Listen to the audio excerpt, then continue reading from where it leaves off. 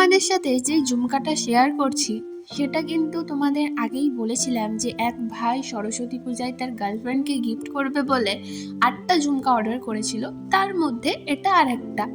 আর আমাকে প্রত্যেকটা কিন্তু আমার মনের মতন করে দিতে বলেছি, তাই আমি এখানে কিন্তু একটা পিঙ্ক রোজ প্রিজার্ভ করে এই পুরো ঝুমকাটা কাস্টমাইজ করছি।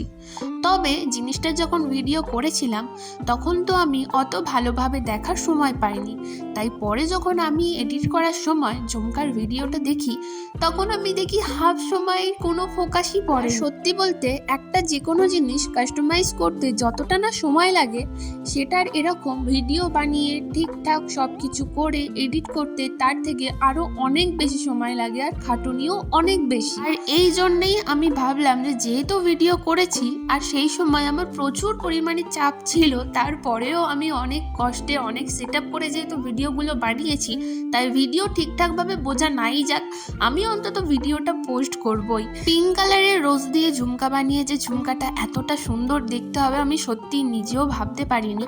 তো জিনিসটা করার পর আমার নিজেরই এতটাই পছন্দ হয়েছে যে বলার মতন নয়।